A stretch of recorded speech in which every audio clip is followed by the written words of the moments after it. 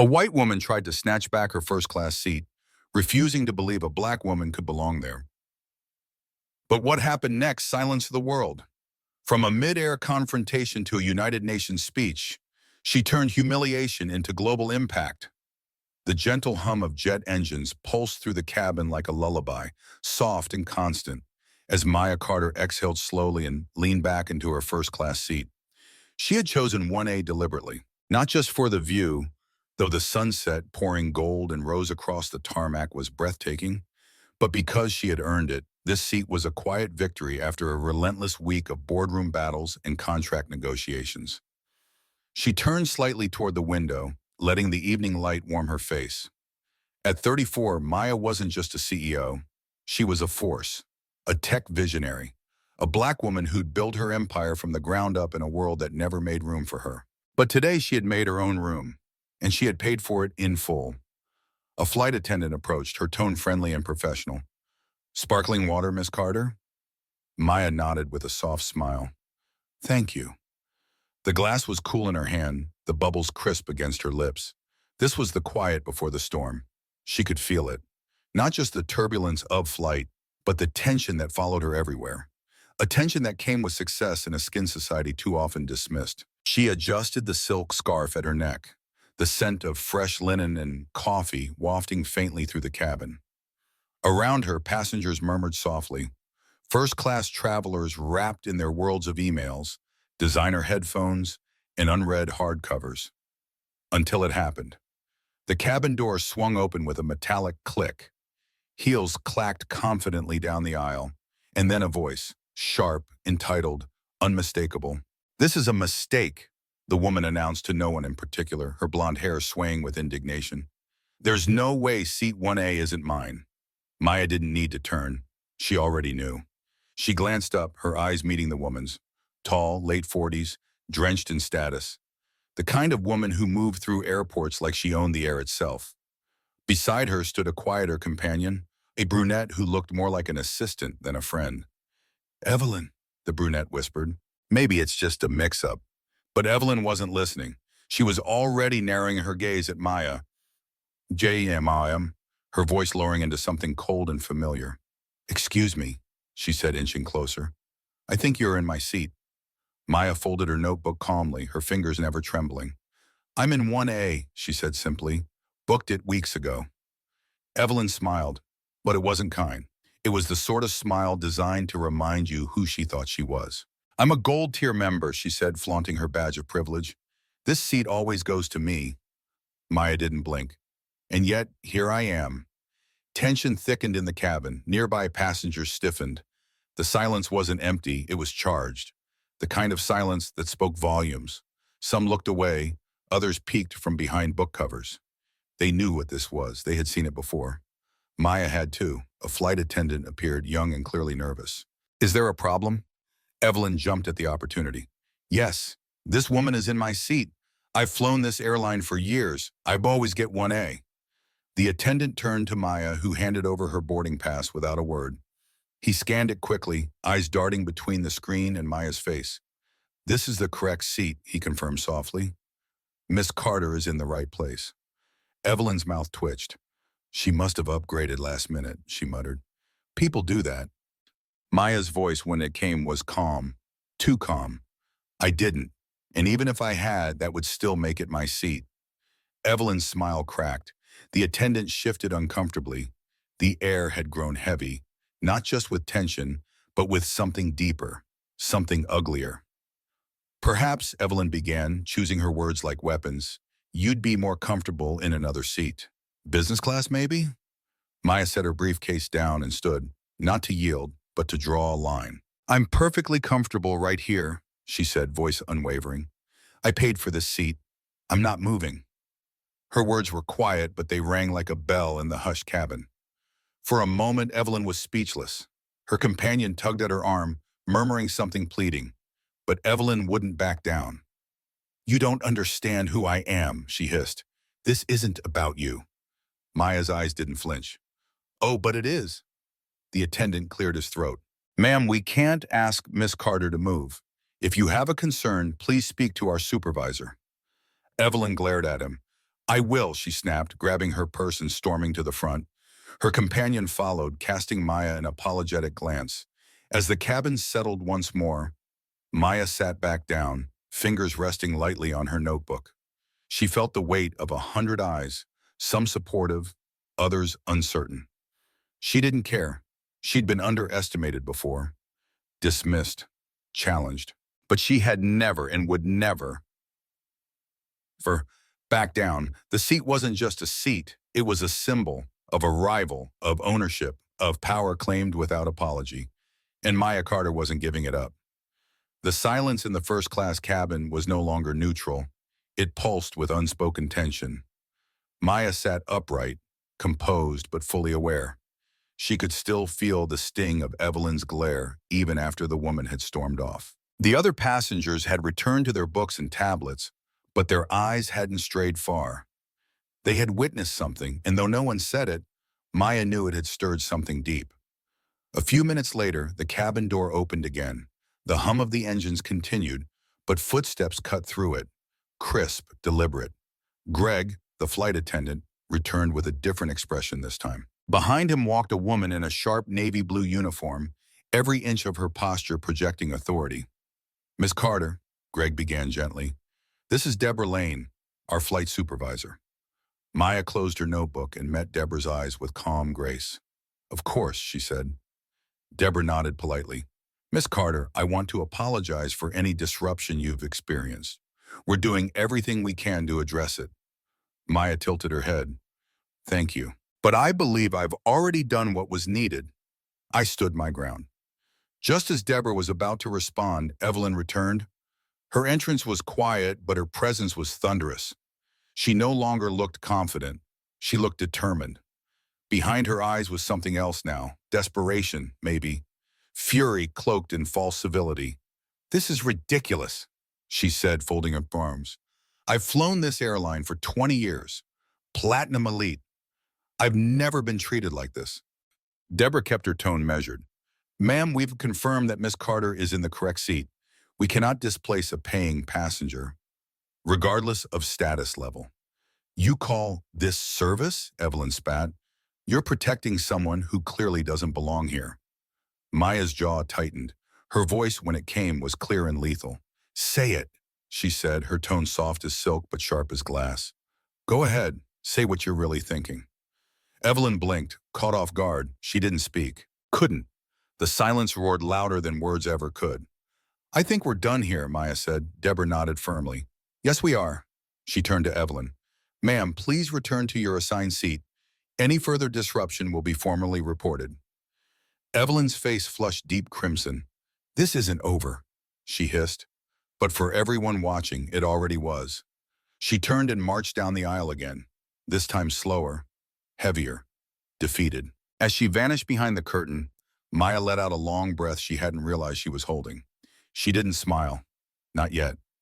Instead, she looked out the window again, the sky now darkening into soft twilight. 10 minutes passed. The plane was cruising at 35,000 feet, but Maya's mind hadn't touched the clouds. Then, her phone buzzed. One new message, from an unknown number.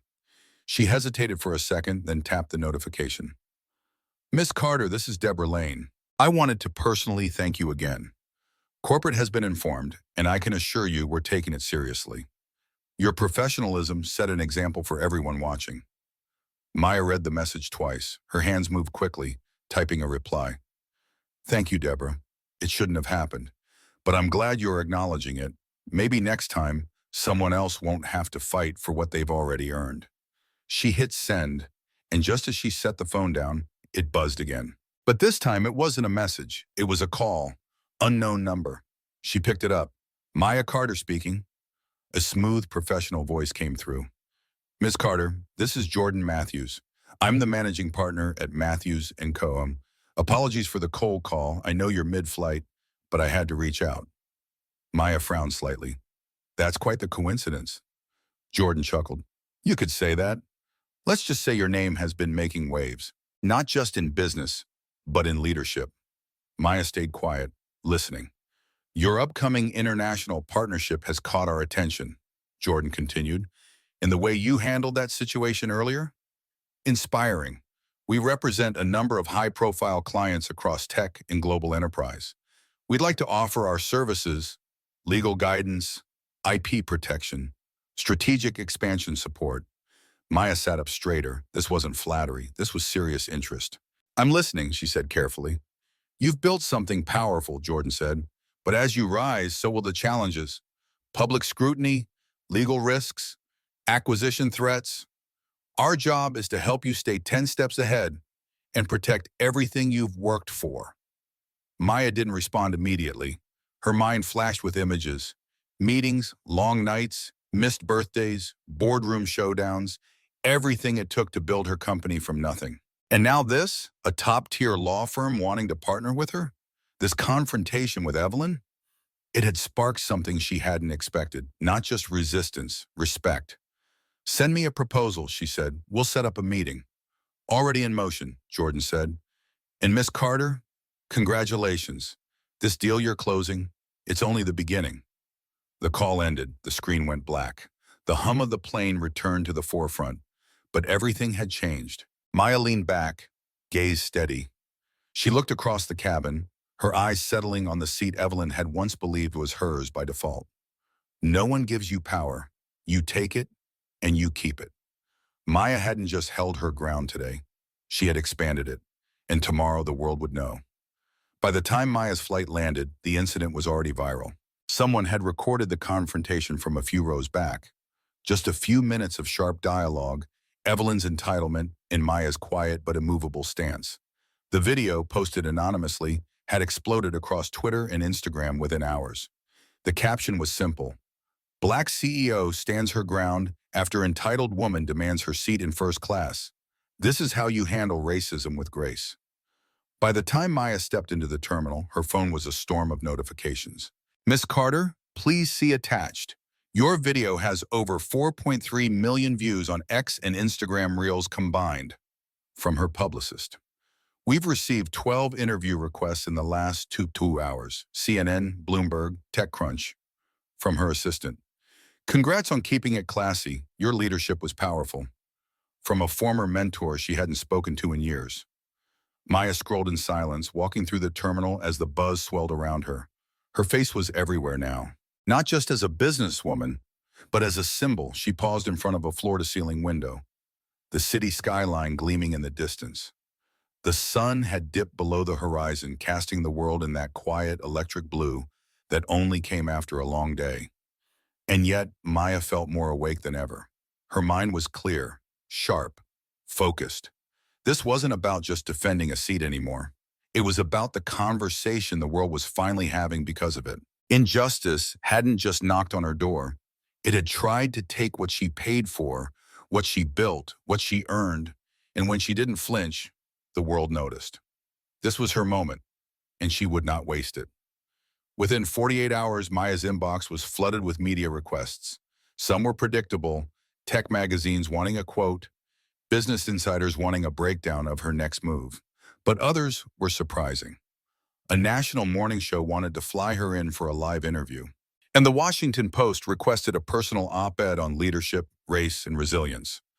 A leading airline reform group asked if she'd consider joining their board. Her team was overwhelmed, but Maya wasn't.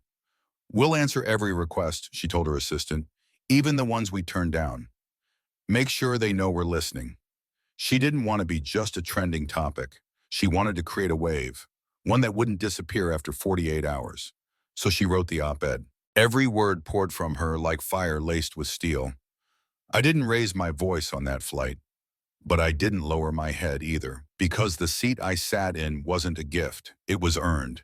And too often, women who look like me are told, silently or not, that we don't belong, not today, not anymore.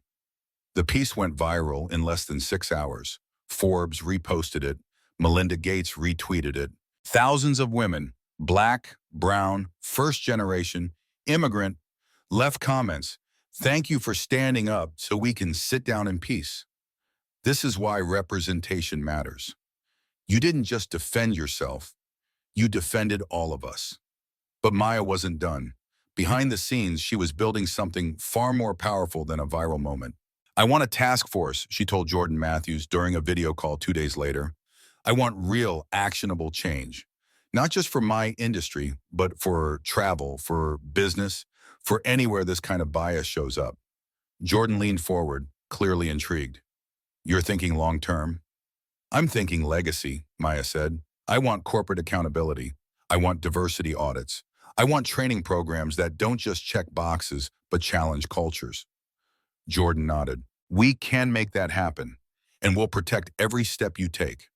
The conversation shifted from crisis control to strategic growth, from personal defense to public influence. Within days, the Carter Initiative was born, a program focused on dismantling racial bias in customer service industries, creating leadership pipelines for women of color, and offering scholarships for tech students from underrepresented communities. Funding, fully covered by Maya's firm. Support, immediate. Apple, Airbnb, and a major airline each pledged donations. Even politicians began calling not just to praise her, but to ask for collaboration. Her assistant, overwhelmed but elated, looked at Maya during a team meeting. You're changing the game. Maya looked up from her notes. No, she said, we're rewriting the rules. Then came the morning show. Maya stepped onto the soundstage in a sharp white suit, a calm smile playing at her lips. Across from her, the host smiled politely, but behind her eyes was genuine curiosity. Maya, your name is on everyone's lips this week. What has this moment taught you? Maya didn't pause. That grace is power, and silence, she added, is not the same as peace. Sometimes you have to make people uncomfortable to make things better. The audience clapped. You stayed calm in that moment. Did you plan to respond that way? Maya smiled. I didn't plan anything, I just refused to shrink. The clip aired live, millions watched, and by that afternoon another trending hashtag had emerged. Hashtag Maya didn't shrink shirts were printed, memes were made. The message was clear. This wasn't a moment, this was a movement. But not everyone was celebrating. A week after the flight, Maya received an email with the subject line, Cease and desist, defamation claim from Evelyn Stokes. She almost laughed. She's threatening legal action, Maya told Jordan. Claims I've ruined her life. Jordan smirked. She walked into her own downfall. You didn't name her. She exposed herself. Exactly, Maya said. And I'm not backing down. The letter was dismissed. No case, no merit, no leg to stand on. But the message was clear. Maya's rise wasn't just being watched. It was being feared. And that meant she was on the right path. Her next stop, Geneva, a global leadership summit where Maya would speak on a panel about power, privilege, and progress. She had been invited as a featured voice, the only woman of color on the main stage. As she boarded her flight, this time greeted with genuine warmth by the crew, she smiled. Not because she was first class, but because she was leading. And this time, no one would dare question her place. The grand hall of the Geneva World Summit glistened under a mosaic of golden chandeliers, glass walls framing the Swiss Alps in the distance. Delegates, CEOs, heads of state, and influencers gathered under one roof, each seat filled with power, opinion, and ego. Maya Carter stood backstage in silence, her heart steady. Her name had just been introduced. And now, please welcome founder and CEO of Carter Innovations, a global tech leader and voice for equity, Maya Carter. Thunderous applause erupted, but Maya didn't smile. She walked slowly onto the stage, every step echoing with quiet conviction. Her tailored black suit shimmered subtly beneath the lights, sleek, simple, intentional. She approached the podium, placed her notes to the side, and looked directly at the sea of faces before her. Then she spoke. A week ago, a woman tried to take my seat. The room froze. Not because it was hers, but because she believed someone like me didn't deserve to be in it. Gasps rippled through the crowd. Maya paused. She saw my presence as a problem, not the product of preparation, hard work, and vision, but of mistake, of chance. And that, ladies and gentlemen, is the danger of unchecked entitlement. A few people shifted uncomfortably in their chairs, others leaned forward. But that moment, that confrontation, wasn't isolated. It was a mirror a reflection of something many of us refuse to acknowledge. She scanned the room slowly. The real problem is not one woman's bias. It's the systems that teach her she has the right to act on it. Now the silence was heavy. The same systems that elevate loyalty points over moral principles, that prioritize comfort for the privileged while asking the rest of us to quietly comply. The same systems that tell Black women to prove we belong in rooms we help build. A beat, and then no more. Her voice was still calm, but steel lay beneath every syllable. We cannot call ourselves leaders if we remain silent in the face of microaggressions that cut like daggers. We cannot boast about innovation if we still uphold traditions that are rooted in exclusion.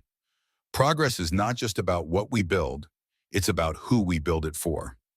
Applause began, cautious at first, then rising. Maya took a breath.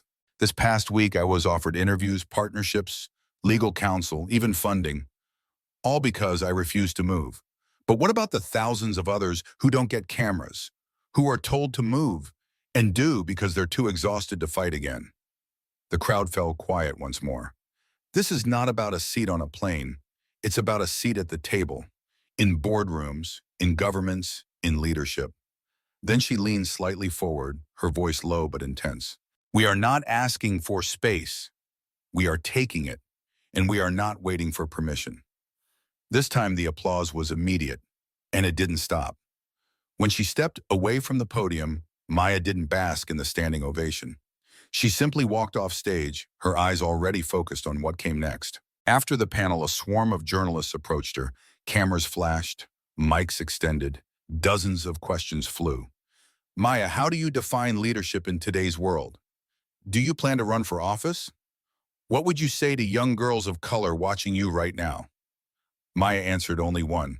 She looked into the lens of the closest camera and said, "You belong, not because they say so, but because you say so." That night, at the summit dinner, Maya sat next to dignitaries and billionaires, but she wasn't impressed. What moved her were the quiet conversations. The woman from Nigeria who'd started a clean water startup after losing her sister to disease. The young tech founder from Brazil who had used Maya's story as the centerpiece of her team's culture deck. The airline employee from India who quietly thanked her, saying, "You stood up for all of us." Those were her people. Not the ones who wore power like a crown, but the ones who built it, carried it, and rarely got credit for it. As the evening wound down, Maya's phone buzzed. She stepped away from the table and opened the message. "Miss Carter, this is Charles Delacroix from the World Ethics Council. We were deeply moved by your speech. We'd like to offer you a permanent seat on our Global Equity Advisory Board. It's time your voice helped shape policy, not just headlines." Maya stared at the screen. From a denied seat to this, she typed 2 words: "I accept." The next morning, headlines exploded. Maya Carter electrifies Geneva summit with speech on systemic bias. Not asking, taking, Maya Carter's call to action stuns world leaders. From tech CEO to global voice, Carter joins Ethics Council. But even in the flurry of praise, Maya kept her focus clear.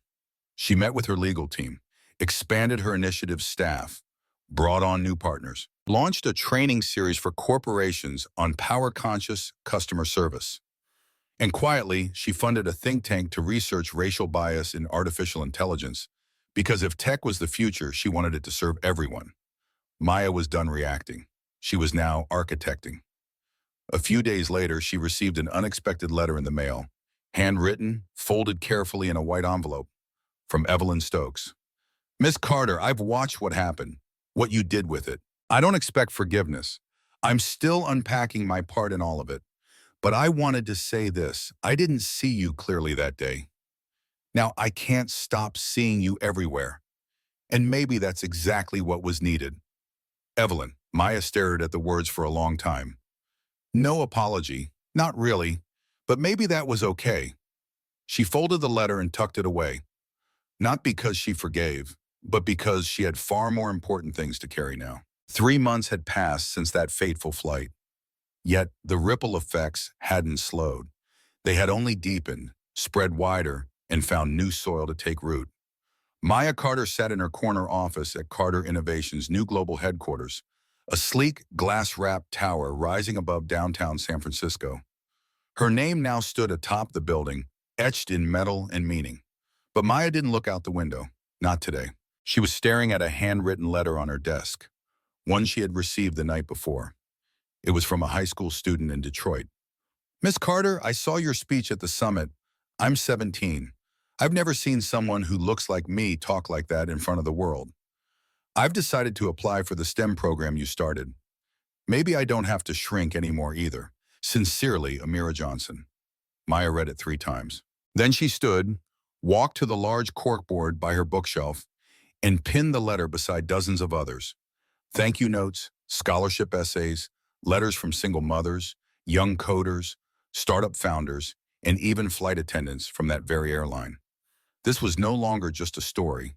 It was a movement. Outside her office, the world kept turning, but Maya was now shaping part of its rotation. The Carter Initiative had grown into a full-fledged institute with branches in New York, London, and Johannesburg. It had funded over 200 scholarships, trained 1,000 corporate leaders, and helped draft new airline policy on racial bias and service equity. But Maya wasn't chasing numbers. She was building legacy. Her team often joked that she could predict trends before they happened. But it wasn't magic. It was experience, pattern recognition, and paying attention to people no one else listened to. If we want to change the system, she told her leadership council, we start by listening to the ones that failed. They listened. One afternoon, as she prepared for a board meeting, her assistant walked in with an envelope, sleek, embossed, international. From the United Nations, he said, eyebrows raised. Maya opened it carefully. Dear Miss Carter, it is our honor to invite you to deliver the closing address at the upcoming World Equality Forum in New York City. Your work has transcended borders and inspired legislative efforts in multiple countries. We believe your voice can help define the next era of global justice. Maya set the letter down. She felt the weight of it, not just the invitation, but everything behind it. The battles, the resistance, the tears she'd never let anyone see, and the joy, the deep, profound joy of knowing she had turned pain into progress. 2 weeks later, she stood on a different stage. The United Nations General Assembly hall was silent as Maya took the microphone. Hundreds of nations represented, millions watching, and one black woman standing tall. She didn't speak with flourish. She spoke with truth. I don't come from a family of diplomats, she began. I come from parents who worked double shifts to buy me books. From a neighborhood where silence wasn't peace, it was survival. From a world that told me to wait my turn, shrink myself, speak softer, smile more.